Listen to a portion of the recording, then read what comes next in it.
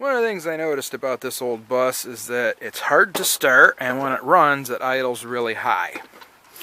So under here, playing, I found, well, I guess we got a nice GM air cleaner here.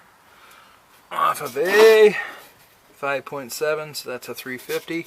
It even has a date on here. It says 1980, stamped out month of 8, so August. So it probably would be an 81 Chevy something. I do have a wing nut that I found to put on this. Let's pull our air cleaner off. Oh, it's kind of a rusty air cleaner too. Oh, can you even get this thing off? Oh yeah, just put that out. It looks like this stud. I gotta take that off to get this off because I can't get it out of here. Let's unscrew that very carefully without wrapping it down the carburetor. That one's threaded in there pretty good. It's pretty tight, like a tiger.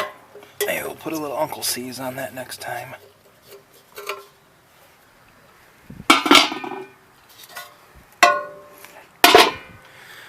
Alright, that's out. We got our Holly barrel, 2-barrel carburetor. Now I noticed here when you throttle this baby up, well, I'm going to go crank this thing over a little bit so you can hear it. Alright, so I cranked this thing over a little bit so the fuel pump will pump some fuel up to this carburetor and give her some throttle, like that. Up. And you can see down there that wetness. That would be the accelerator pump diaphragm has failed. So we're going to go ahead and pull this carburetor up. Well, it looks like it's working somewhat because it is spraying some gas in there. You see it wet in there. But it's leaking, so we're going to take this carburetor off to fix it. You can either pull the bowl off, but I don't have a gasket for that, so I think I'm just going to pull off the carburetor, the 4 bolts off of here, and yeah, we'll try that. And this is the old rebuilt kit from the other Loadstar when I rebuilt that carburetor. This one runs pretty good, so I'm not going to rebuild this carburetor just yet. But this is the old diaphragm off of the other one. And you see it's got some cracks in it right there, and it's real hard. Doesn't, you can hear it cracking. So this one was fried. Changed on the other one. And I ordered some new ones. Looks like Holly has a couple different ones you can buy. You can see these are real nice and move around like they're supposed to, real soft. Got a new wing nut to go on here so we can tighten that baby down later. And alright, let's get this carburetor loosened up so we can get to that accelerator pump. Interesting, this carburetor doesn't have all that governor business on it like that other one does. So here's the governor on the other one that I guess when it sees too much of something, it throttles her back. Got a regular 3/8 wrench and a tubing 3/8 wrench. This one, you're a lot less likely to strip this out, spin it off, trying to get it off of there. So I have to see if this puppy will come loose. Alright, it did. Like a brake line. Alright, I'm going to get those off. Those look like maybe 1/2 inch. That's a real hillbilly place to find the ground. That's right there. Another scotch lock.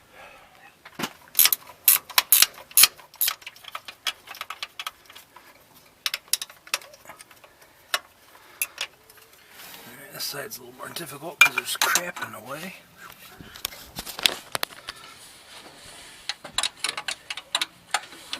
Oh, that one wasn't even really tight. There it is.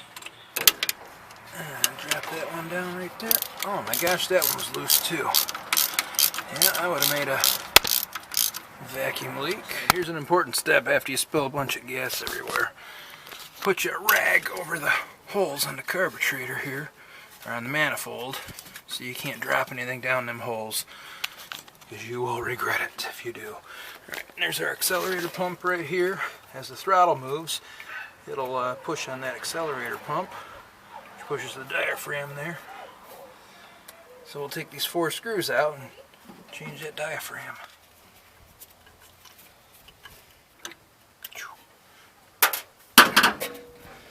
Alright, let's pull this accelerator pump off. And there's that bad diaphragm.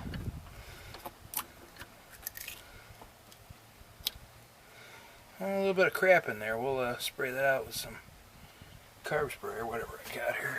So it looks like there's a few cracks right there. If we can, John, focus.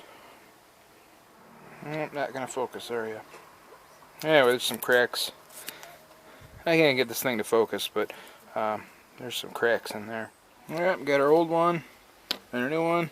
That one says FM64-159. I'm guessing it's that 30, whatever it is, milliliter. There's a 51 too, but I think this is 30. So I will put it together to see how it goes. Got the new diaphragm on. I got them all snugged up. So we're gonna put this back on. I'm gonna use my electric cutoff wheel. I'm gonna cut off some of this because that much was sticking up. So we'll take off, I don't know, about 3/4 of an inch, and maybe I can get that air cleaner on and off when I need to now without pulling this out. Well, that's the trick, is to cut it with something on there, so when you booger up the threads, then you can spin this right off, and it kind of chases them threads down, so bam! You're back in business, and you can put a nut right back on. Alright, got it all back together.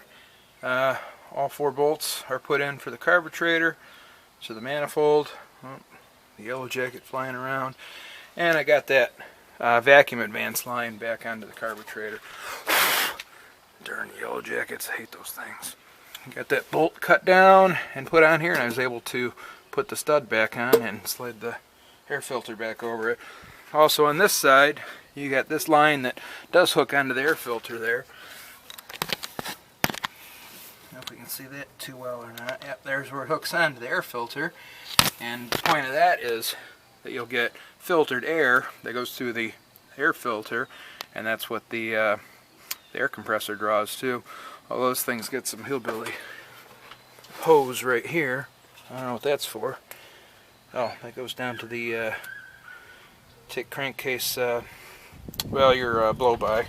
Let's see if this thing will run now. So after all that gas I dumped down the carburetor, tipping the carburetor over.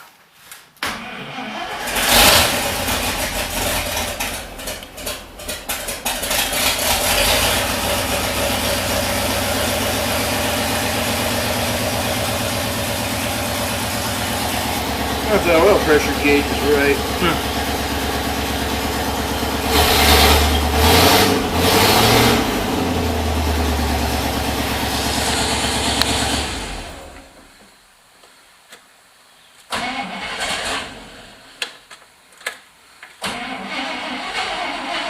I need some throttle.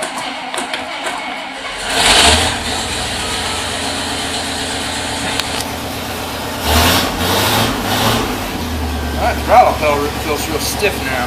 I see what I did. Well, I got stupid for a minute and I put this gasket on wrong. Well, this is one of the extras in the carburetor kit. That goes between the carburetor and the manifold, and I put it on like this, and apparently there's a little difference in space right there and here. And when that butterfly valve was open, and it was hitting that gasket. So just pull the carburetor back off, flip that around, and now the throttle works like it's supposed to. Give her a push, and you can see that fuel that was squirting in there.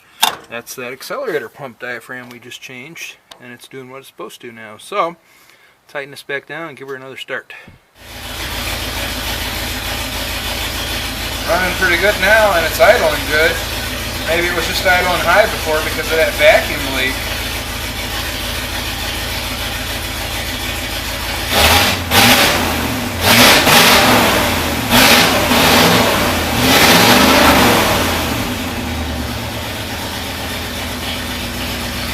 Now, when this thing gets warm, I gotta see how high it idles, because that's when it idled high before, when it was warm.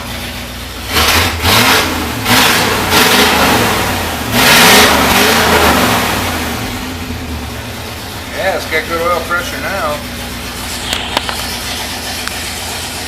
There's our gas tank, the air brakes. That's what Texas Street Man likes. You can depend on your International on a warm day.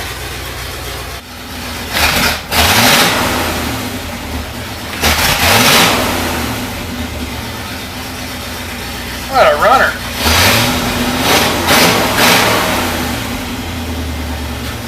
Alright, let's take it for a ride.